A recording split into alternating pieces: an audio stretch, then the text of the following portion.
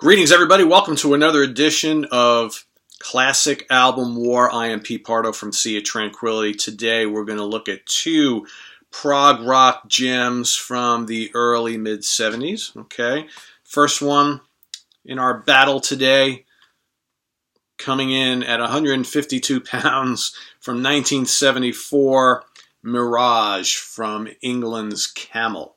Very fine album. And coming in at 154 pounds, also from England, Great Britain, from 1976, The Roaring Silence from Manfred Mann's Earthband. Two very fine albums, arguably two of the finer albums from each band, although they have some other really good ones, obviously. I just decided to pick two of them. You know, a lot of other ones I could have chosen, but for some reason I wanted to pick these two today. Love them both. Both great songs.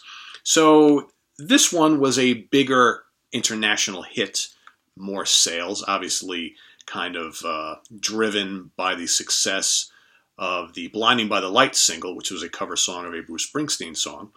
Okay, done much better than the original, I might add.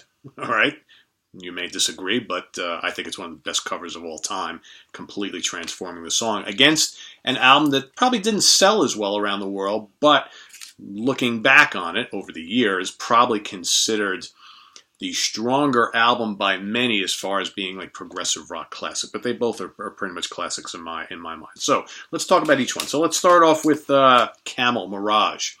Okay, so this was the band's second sophomore album. This featured two real sterling players. I mean, the whole band was very solid, but you have Andrew Latimer on guitar, flute, and vocals, and then Peter Bardens on a wide variety of different keyboards. You know, he played Hammond organ, electric piano, and mellotron, and mini moog, and Celeste, and all sorts of other things. And these were the two primary soloists in the band, and quite frankly, when you listen to this album, they really, really shine. Okay? But let's not, let me forget the other two guys' names. Let's not forget the other folks. All right, so we have also, where are they listed here, guys? I know you're here somewhere. Trying to get the bassist and the vocalist here. All right, where are they? Andy Ward on drums, and who was on bass here? Joey Barnes. Does that sound right, guys? Does that sound right?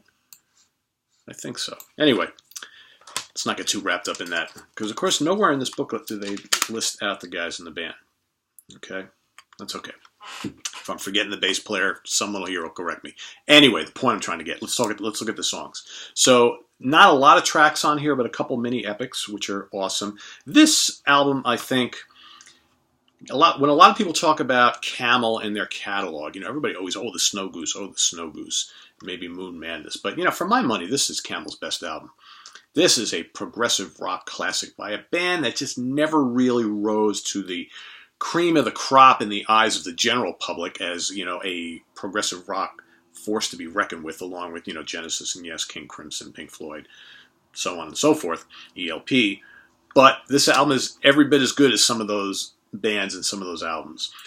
Kicks off with Free Fall, which is a rousing, upbeat number, kind of rockin', one of the more rockin' tunes on this album, with some blazing guitar licks from Mr. Latimer.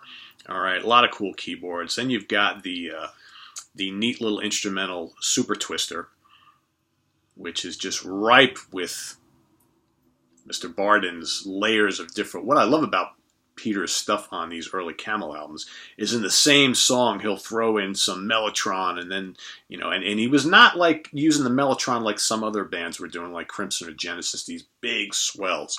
He would use the mellotron to kind of mimic like some orchestral instruments or stringed instruments. All right, so it would kind of pop in, you'd be like, is that an actual cello there? Is that like a horn there, or a reed or something like that? It's actually a mellotron, right? So not as obvious as some other bands. And then, before you know it, he's doing this blazing little mini Moog run, all right? And then there's some Fender electric piano, Fender Rhodes. So he did that in a lot of these songs.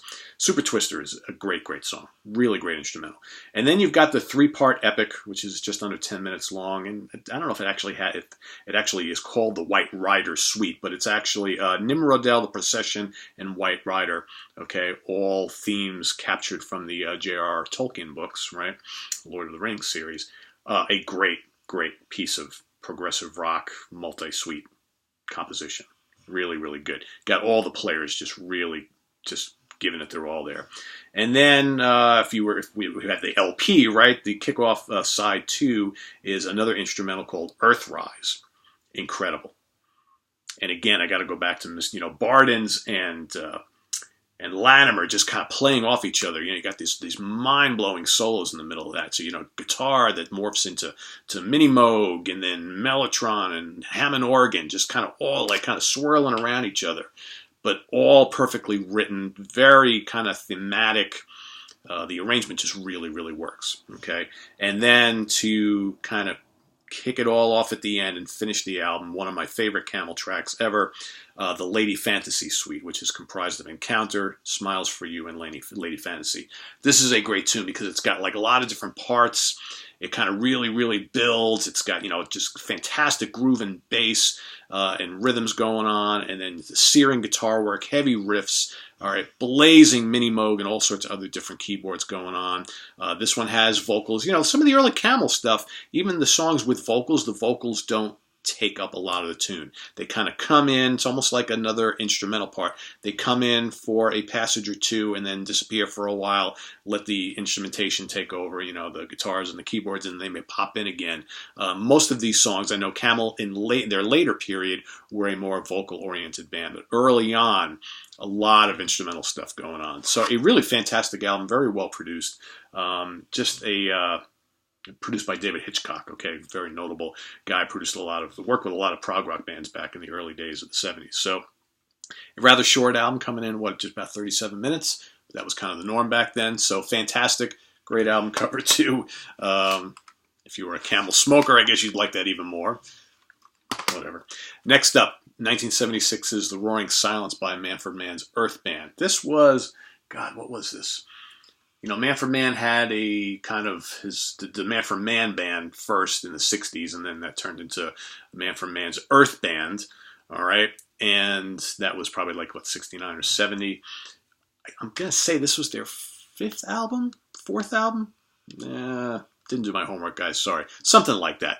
A string of really, really good albums leading up to this. So here is where Manfred Mann decided that he wanted to kind of take his music into progressive rock realms. He, discovered, because he was mainly like a piano and Hammond organ player early on, and a great one.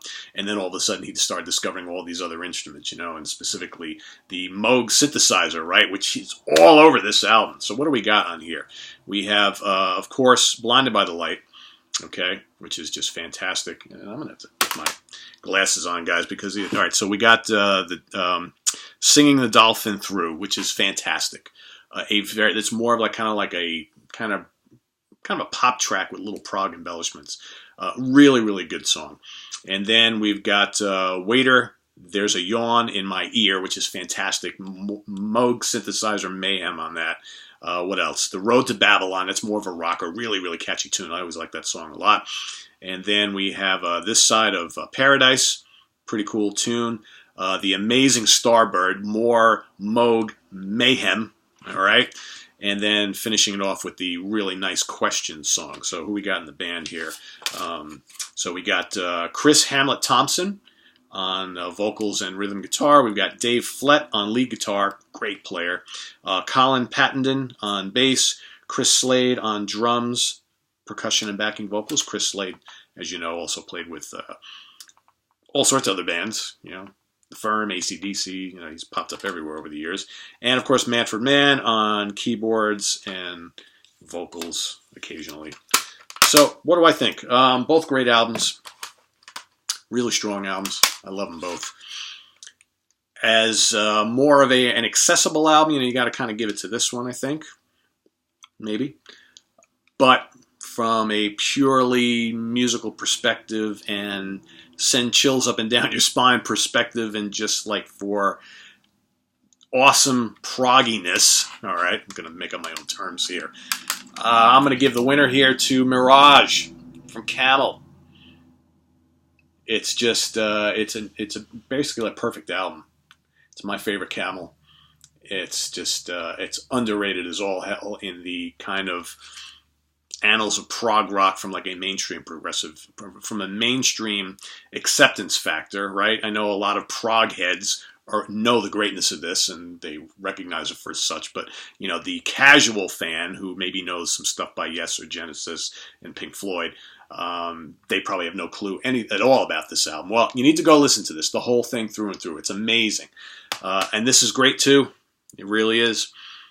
You know, it's in my top 2 or 3 Manfred Mann albums. If not, you know, it might be one of my favorites. You know, some of the other ones are a little more slightly proggier. This one's kind of where they're, you know, kind of just breaking into the mainstream a little bit more, obviously by the single. But there's some really accessible stuff on here. But there's also some pretty daring music on here as well. But I think, you know, head to head, it's right about here. Camel's got the win, unanimous decision, 116 to 112.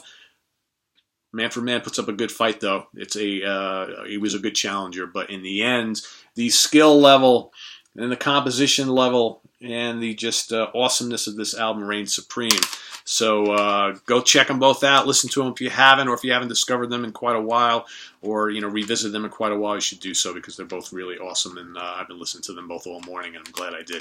That's what's cool for me too, is picking these albums. You know, I always go and give them, even though I've heard all of them, you know, multiple times, many times, hundreds of times over the course of my life. It's always good to kind of give a fresh listen before you do a show like this, just to make sure that I got my pick correctly in my head. So, but again, your mileage may vary. You may like this one better, and that's cool because they're both great. There's no right or wrong answer here, guys. So, curious to see which one you think is better and why, and let us know some of your favorite tracks on the albums. You know, for me, man, I tell you, Free Fall, Lady Fantasy. I don't know. You can't not pick any tune from this album, man. But you know, here, Blinded by the Light is a classic. Like I said, probably the greatest cover song of all time. And I love the Dolphin tune is great. And just, you know, Road to Babylon. I love them both. But that's your winner, folks. Visit us on the web at www.seatranquility.org. We're on Facebook. We're on Twitter. Of course, we're here on the mighty YouTube as often as possible. We're going to try and keep doing these classic album wars every day if I can. All right, if I got the time. Might not be able to early next week because I'll be doing a little traveling for business yet again. I will be in Beantown in Boston for a couple days. So you may hear from me while I'm there. We'll see if I have any free time. But otherwise, we'll see you kind of midweek next week. And things to look forward to in 2 weeks, or a little less than 2 weeks, actually. I will be guesting once again on Jeff Young's Music Without Boundaries. Okay, awesome radio show. Jeff will also be on this show in a week and a half as well. So we're looking forward to having him on. We're going to do some fun stuff. We're going to talk about what's up with Jeff, as well as he's going to join me on a top 10 song show to be determined. And we'll see you real soon. A lot of other fun stuff coming, so don't touch that dial. Take care. Bye-bye. Oh, and before I forget, go on over to our Facebook page today and vote on these two guys, all right? Curious to see who you think is better. So I almost forgot to do that. Glad I thought about it. See you next time, guys. Bye-bye.